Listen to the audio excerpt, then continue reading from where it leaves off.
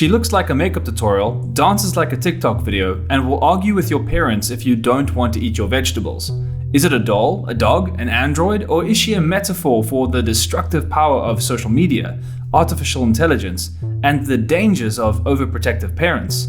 Well, you're about to find out.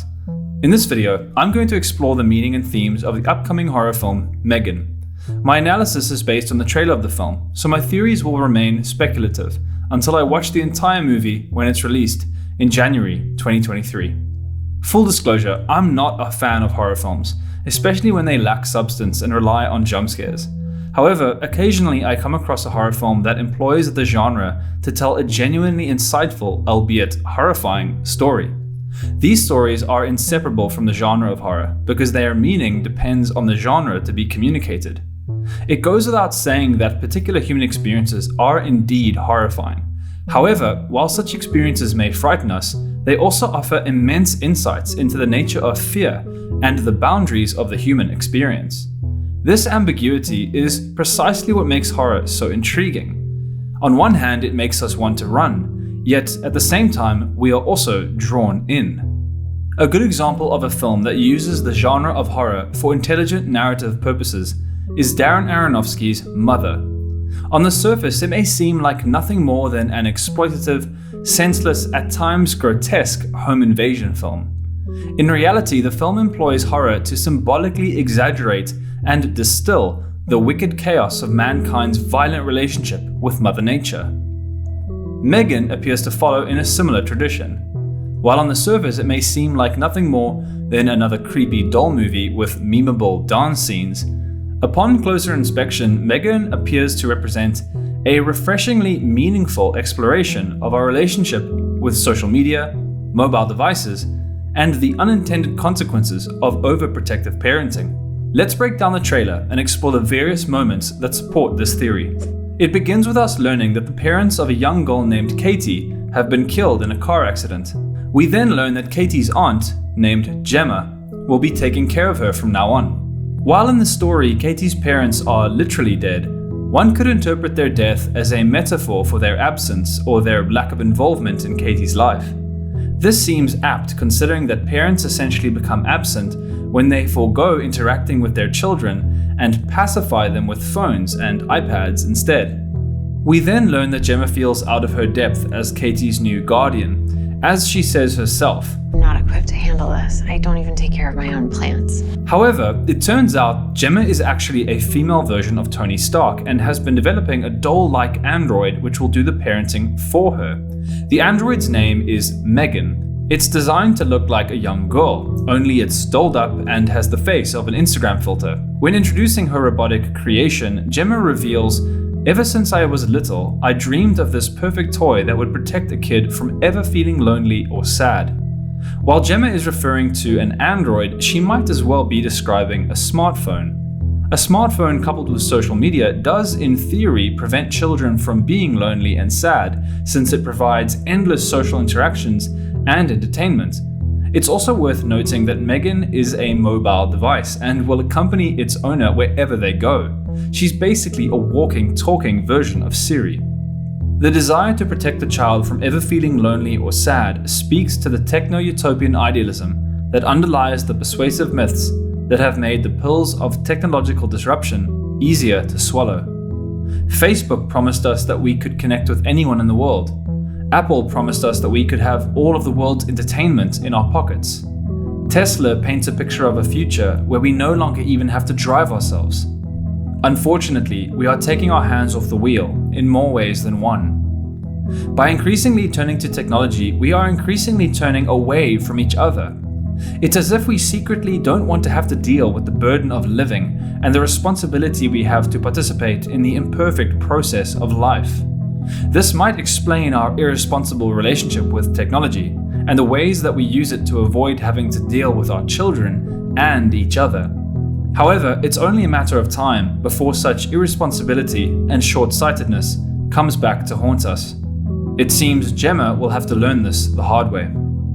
So after being introduced to M3GAN at Gemma's laboratory, we then see M3GAN brought home so that she can live with Katie and protect her.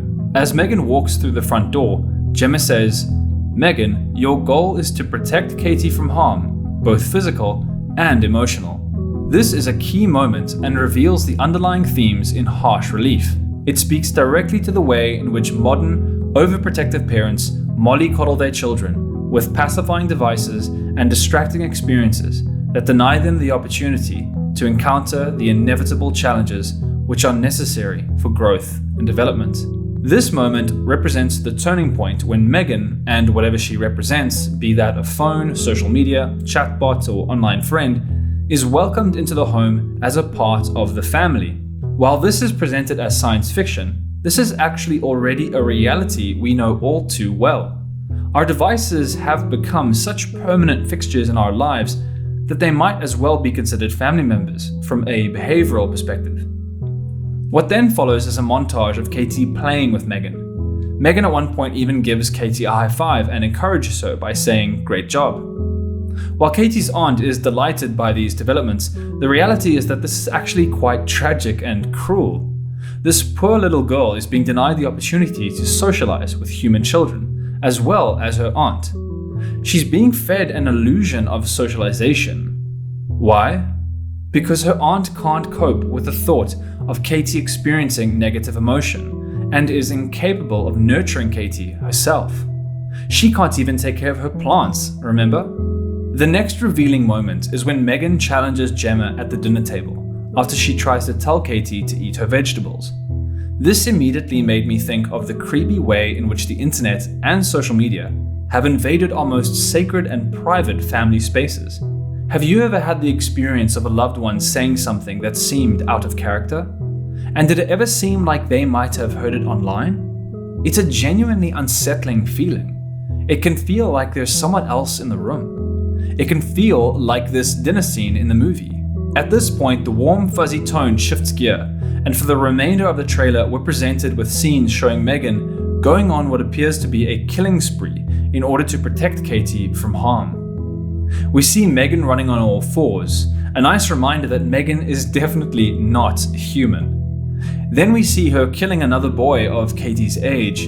Though lacking in subtlety, this is a thought-provoking metaphorical depiction of the way in which social media and phones can infiltrate and destroy the relationships we have with real people. Another interesting feature in the trailer is the dancing. This seems like a strong allusion to the dancing trends that have been promoted through apps like TikTok. The juxtaposition of dancing, murder, and M3GAN's doll-like appearance hauntingly captures the fake, twisted, destructive world of social media and provides us with a terrifying metaphor for the intrusive, foreign devices that we've allowed into the sacred spaces we call home. Great stories communicate abstract concepts and insights by personifying them with relatable characters and weaving those characters into an engaging narrative. This technique enables authors and screenwriters to communicate their ideas about life more effectively and share their insights relating to society with a broader, more engaged audience than, say, the university academic, whose mode of expression is limited to the cold rationality of an academic essay and the dull numeric output of a scientific study. That's not to say that academic work has no value, it's just to say that stories seem to stir our souls in ways that data cannot mirror. These technological issues we are facing may be the most important issues of our age, since they affect almost everyone and have fundamentally altered not only our relationships and our politics, but our sense of humanity and the very way in which we pay attention. Moreover, these issues are complex and the scale of the damage being done is difficult to demonstrate. This is precisely why M3GAN seems so intriguing and exciting. I believe the metaphor of a charming, childlike android that is designed and programmed to protect its owner from emotional and physical harm is brilliant. It's the kind of metaphor that's going to effectively communicate the scale of the relational destruction and social fragmentation that social media and intrusive mobile technology have brought about. Think of it this way. The way we should feel about social media and technology might be precisely the way we should feel when we watch M3GAN. Shocked, appalled, horrified. After all, what is more horrifying than realizing that we have betrayed our children and ourselves? We have neglected our friendships because of our addiction to the internet. We have allowed, celebrated even, handing over our parental responsibilities to intrusive technology, optimized for algorithms and profit, as opposed to human well-being. We have irresponsibly ignored our children's need for attention by shoving iPads in their faces. In the name of protection, we have created fragile, socially isolated children who can't cope with the world around them.